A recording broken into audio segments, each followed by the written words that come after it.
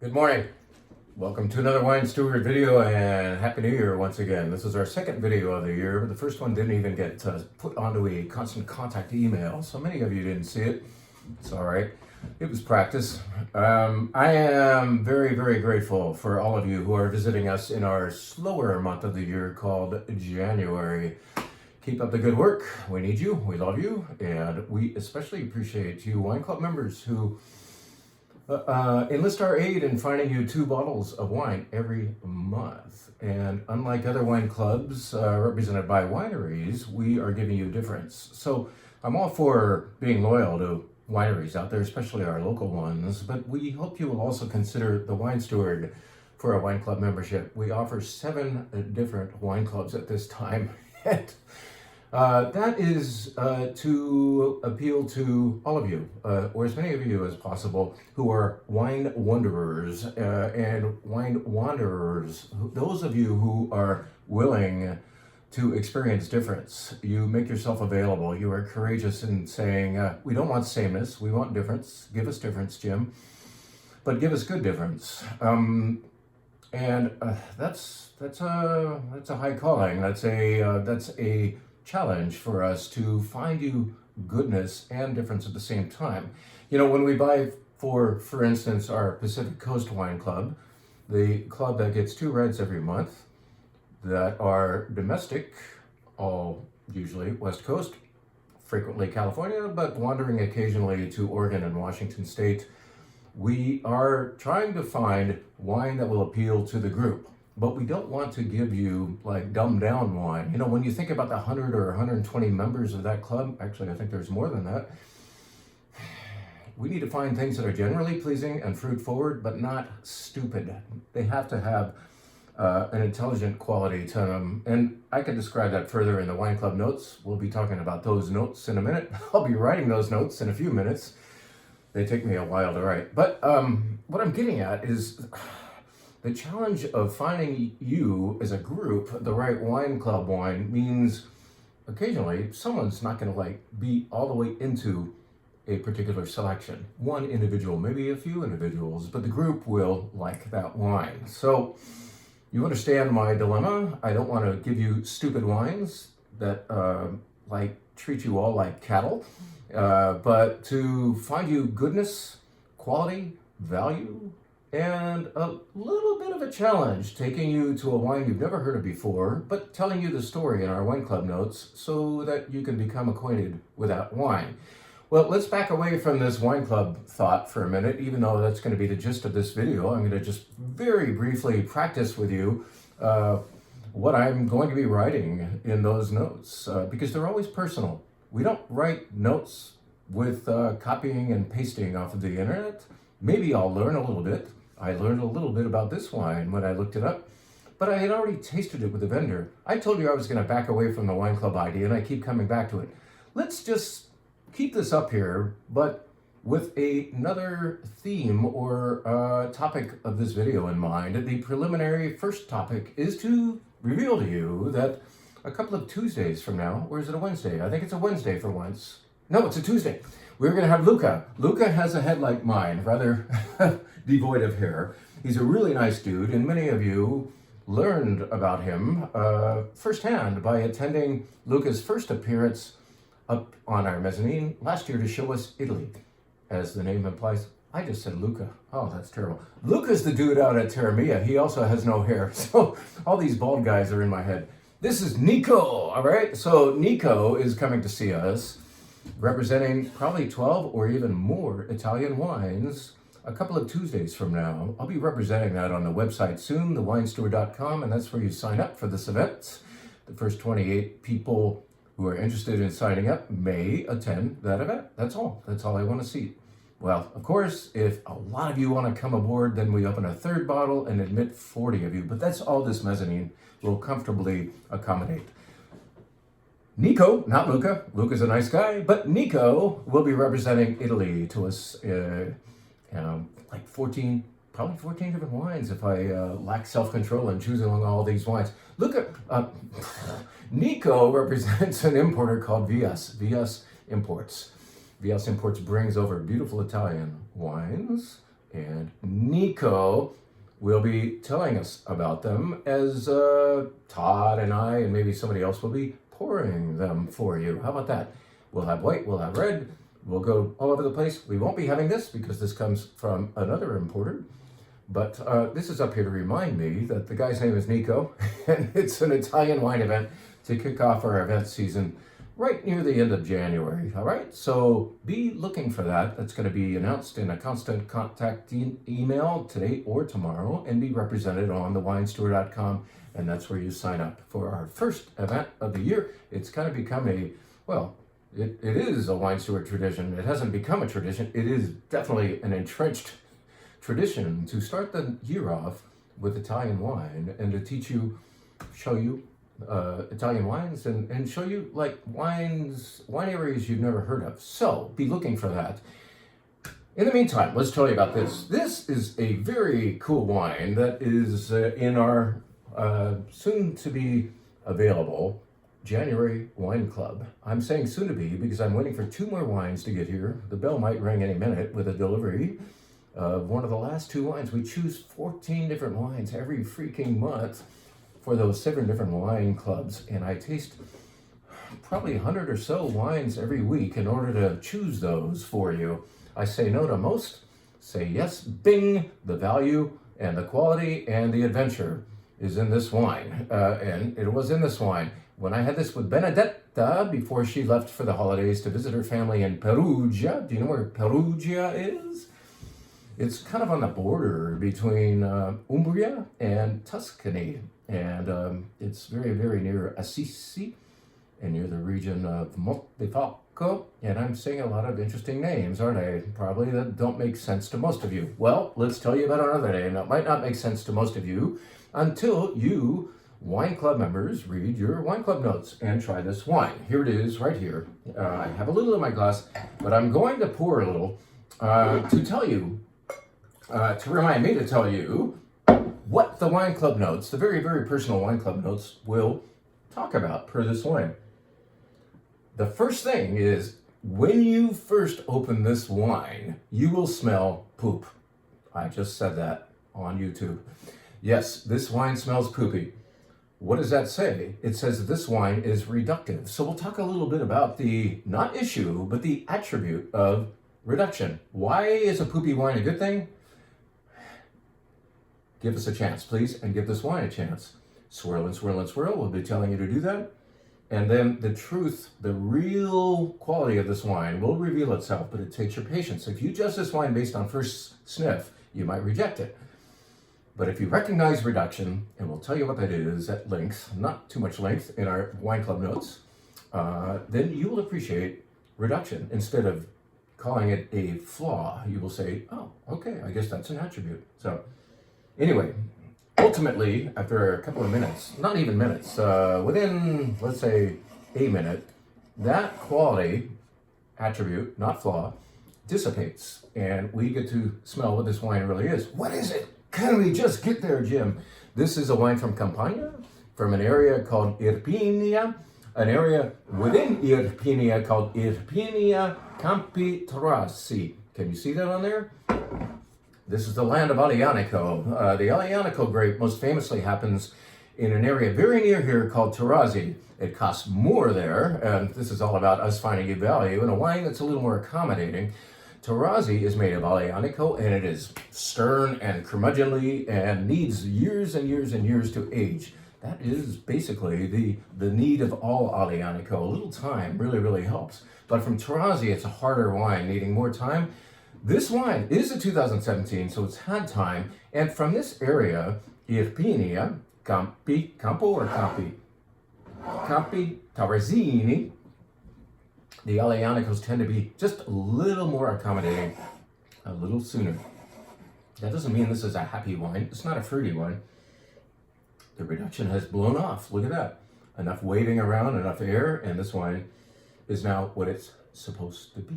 This is a 100% Aglianico, that's the name of the grape, from Campania, from an area within Campania called Irpinia, from an area within Irpinia, and so on. So we're very big on location when we're talking about wine. Where are we going? And that's the cool thing about your wine club membership is it takes you to places without you having to pay for a plane ticket, right? So, Aglianico, never a fruit bomb. Actually, quite the opposite.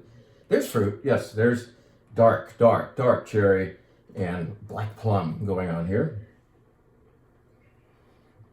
But along with it, plenty of structure, good acidity. This is a winter feasting wine. This has structure of tannin and acidity in one wine. And it really, really wants you to have bold foods like pastas with red sauces and maybe meat in there. And of course, meat and hard mature cheeses would be good with this wine as well. Aglianico, it's coming to the World Class Wine Club this month. And among the topics within the paragraph or so of Wine Club notes will be a mention of reduction, the attribute, not issue or flaw of reduction, and how to deal with it, and what to expect from Aglianico, and where we are going.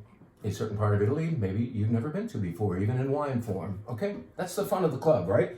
Let us now tell you really quickly, take you on a tour of the whole wine club thing for this month. South of France, bang. This is happening in the least expensive club called the Curious Club. And you members are going to see the same bottle twice. Same? Not quite. 2 vintages of the same production. What I'm going to talk about in the Wine Club notes, and this is all practice for me. I'm trying to decide how to make it personal as a wine steward wine promotion, to tell you something that we didn't grab off the internet about this wine. We want to tell you about a guy named Dan Kravitz who's now retiring, but Dan Kravitz went to this area called Maury, M-A-U-R-Y, historically famous for dessert wine, very, very near the Spanish border into the southwest part of France, and he bought this vineyard. So he was already an importer of very, very good wines, but he said, I'm also gonna be involved in winemaking, and grape growing, so he bought these very, very, this beautiful old parcel full of old vines in an area called Maury. So we're going to talk about Dan Kravitz, the fact that he's retiring, the fact that because he's retiring, we're getting these last 2 vintages of his at a very, very good price, managing to squeeze them into our least expensive wine club. Let's spend more time on this. So that was France. This is Spain. How about this? Xarel·lo. Xarel·lo is the correct pronunciation of this grape that starts with an X. Correct pronunciation according to the Catalans. The Catalans who sometimes think they're in Spain and often don't want to be part of Spain, but that's where we are. Catalunya, near Barcelona. And this is one of the 3 main grapes employed in Cava, the sparkling wine of that area. But here we have it as a unbubbled, dry white wine, isolated, instead of the other 2 grapes that are used in Cava being involved here. This is Xarel·lo, all by itself. Clean, bright, unoaked. It glistens. It's very nice white wine from Barcelona, Spain. So maybe in the notes we'll talk about the correct pronunciation of that grape. How about that? And the fact that it's freaking good wine. I mean, it has to be good wine. Let's take that out of here. Let's put that in here. I need food. California, yes, we do represent wines from our own Golden State. And this is a Zinfandel. Now, many of you might be shying away. This is going to the Pacific Coast Wine Club, that which gives you 2 bottles of red wine every month from somewhere on the West Coast, Washington, Oregon, or California. One of these days, we might even represent something from Baja, because it's on the West Coast too. How do you like this? This way, or I don't know. Zinfandel, you might be shying away, because people OD'd on the pancake syrup style Zinfandel, the so-called monster Zins. Oh, a couple of decades ago, that's when that was the going style for Zin. But this is Zin that's, yes, fruit forward and easy, but not stupid. It's not over the top. This is made by a guy named, I can't remember his first name right now, Goldschmidt. He came from New Zealand, and now he makes a lot of really, really good wines, especially in Sonoma County. And this is Alexander Valley Zinfandel. It's smart, and it's good. It's appealing, and yet it's well framed. It's a Zin that we approve of at the Wine Steward. Bang. Let's represent a totally different continent to you. Here we go. This is a South African Syrah going to the World Class Wine Club. Some of you met Peter Andrews, who visited maybe 4 months ago to do our first ever South Africa wine event up here on the mezzanine. And Peter, we hope to have him back this year. But in the meantime, we're representing this wine that he found. This is a brand Raal that he's very, very grateful for achieving. In other words, some people who know wine and decide to become brave, intrepid importers thereof always hope that they can get the really, really good brands, the trick brands, the small production stuff that is talked about, but very, very hard to get. And finally, Peter has in his portfolio Raal. This Raal Syrah is now in our portfolio, or at least on our shelf, and available to you, world-class wine club members. Very small production, beautiful Syrah. Sometimes they call it Shiraz or Shiraz down there in South Africa. I think this one's called Syrah.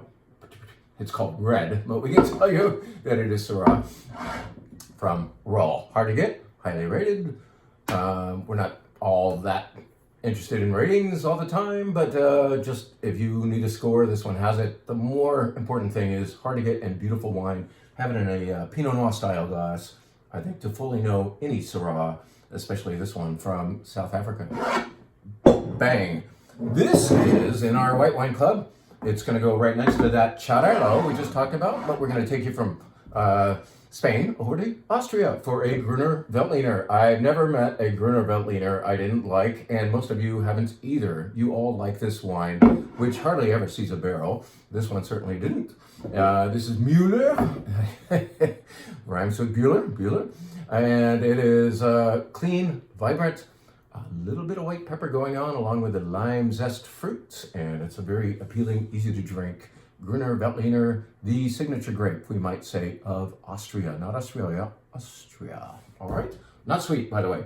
It's dry white wine. And I just am hell-bent on showing you the diversity. We are going to virtually a different country, or at least state, for all 14 of the wines this month. How cool. Napa Valley. Ever heard of it? Napa Valley. Due north of us, an hour and a half away. And we know it's gotten very expensive lately, and this is an alternative. This is the wine we represent to our Red Collector Club nearly every year in order to give you 2 bottles of fairly priced Cabernet or Cab blends every month. And Sequoia Grove always makes the budget because they don't overprice their wines, and they make really good wine every year. Sequoia Grove is right there in the heart of Rutherford, and it has very, very famous neighbors to the north and to the south that charge a lot more for their wines. Sequoia Grove definitely makes some higher end wines as well, but this Napa Valley wine that is like 60% Rutherford fruit is great every year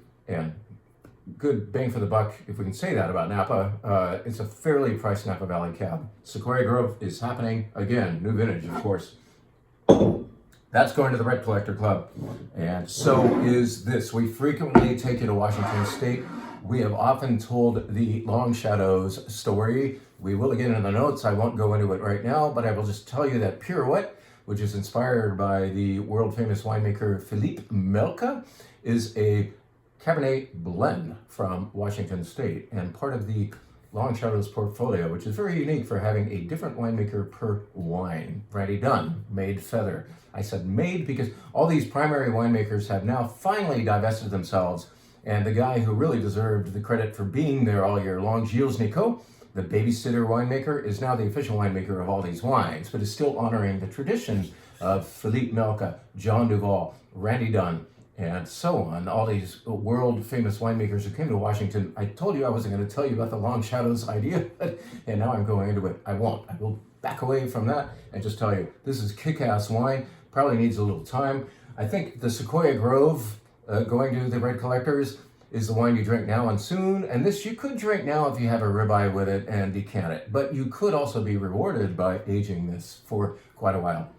Anyway, beautiful wine from Washington State is the other player in the Red Collector Club. Washington State, by the way, was neglected last year. We didn't do, for the first time in many, many years, a Washington State wine event. We will in February. Stay tuned for that date. That's going to happen by come hell or high water. That's not in the club. I don't know why that's here. This is yet another continent to represent. A lot of you really liked this at our recent holiday walk-around tasting event, so we thought, well, People's Choice wine, let's club it. This is a varietal and a place we've neglected of late. It was a very popular place to visit wine-wise, let's say 15 or 20 years ago. And now the people who actually like this wine type are still true to it. What I'm saying is, it was the rage. It was a fad wine. What am I talking about? Malbec from Argentina that is. And this is a beauty that uses fruit from Luján de Cuyo and the Uco Valley, which is just a little farther south. Both of those subregions of Mendoza, Argentina, the greatest Malbec place in the world, one might say. And this Alta Vista is a beauty, and it's also a great value. I have tasted a lot of Malbecs. Some of them are overdone, some of them are over oaked, some of them are actually a little too lean. They went on a diet at some point down there in Argentina and decided to show wines that, I don't know, they lost their mass appeal quality. They went too far, the pendulum swung too far style-wise, but this is right in the middle. This is quality juice that will appeal to anybody still interested in Malbec or those interested in coming back to Malbec from Argentina. Alta Vista, really good juice from Argentina. I've said that 3 times or 4. Sparkling wine. Ever heard of it? We have a Bubbles Club. 2 bottles of bubbles every month. Look at that. It's not in a flute, is it? Why? Maybe I'll just talk in the notes about why I sometimes have good sparkling wine in a burgundy glass and not a flute. In fact, I never use a flute anymore. If I do use something a little more narrow, it's going to be more of a tulip-shaped sparkling wine glass. Flutes are out of here. Why would you try to smell and taste wine out of a test tube after all? 2 sparkling wines every month, not every month, I should qualify that. Maybe for 2 months, you're getting 2 bottles of bubbles, and then on the 3rd month, as a fairly calculated sequence, you're getting 1. We're throwing all of the budget at 1, like, better bottle, which is typically champagne. I had a bottle yesterday, a great sparkling wine yesterday that was not champagne, but will be a single bottle month sparkling wine. I won't let the cat out of the bag, but that's coming to you, Bubbly Wine Club members, in a month or 2. I've already decided. Really, really good. But in the meantime, let's tell you about this. This, what is in this glass, and soon no longer in this glass, is a import of Kermit Lynch. And so maybe that's what I'll talk about in the notes. I'm practicing on you. Like I said, what will I write about? I want it to be personal. Why did we find you this wine? Why do we like this wine? And so on. So who is Kermit Lynch? If you don't know, you should. And it's something that will be talked about. It's a Kermit Lynch import of 100% Chenin Blanc from a region called Vouvray, made by a producer called Champollion. Champollion Vouvray Brut. Brut meaning it's dry. So if you heard the word Chenin Blanc in our name, you're a little afraid of it being sweet. Forget that. This is almost austere Chenin Blanc. It's... Oh man, I want to smell and smell.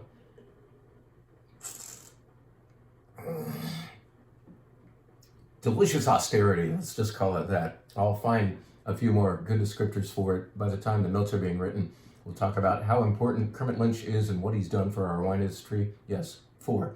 Yeah, very positive effect on the way we look at wine, especially here in the Bay Area, and the way we learn about French wine, especially Kat and I. Back when we were running this store together, we learned about French wine first through the imports of Kermit Lynch via our friend Daniel Madero. Thank you, Daniel, for the lessons.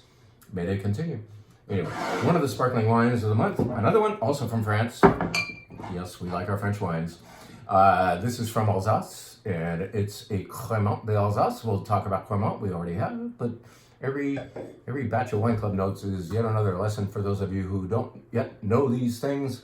I'm talking over long, aren't I? But just try reading those notes, and then you'll know how wordy I can be. This is, as I recall, Pinot Gris and Riesling. I'll have to look it up, but ultimately, it's our selection because we tasted it, we liked it. We also like the importer. This is imported by another very, very good importer, very great finder of wine named Jeff Welburn, whose Burgundies we just showed at an event upstairs. What else can I tell you? Well, there's 2 more wines to talk about, but they haven't quite gotten here. Once again, we're waiting for that bell to ring downstairs. I'd better go see if there's a truck parked outside. Maybe it rang while I was doing this overlong video. Thank you guys. Happy New Year. Come see us at the wine bar. There's a great flight of goodies. Thank you, Wine Club members. Sign up for a Wine Club. You Wine Club members especially help float our boat in the slower months. You come in handy. All you need is courage. The request of the wine steward to find you difference, not sameness, and to give you a 10% discount as a thank you for your membership. How about that? And to write some damn notes if I ever get around to it. I'll go do that now. Thank you.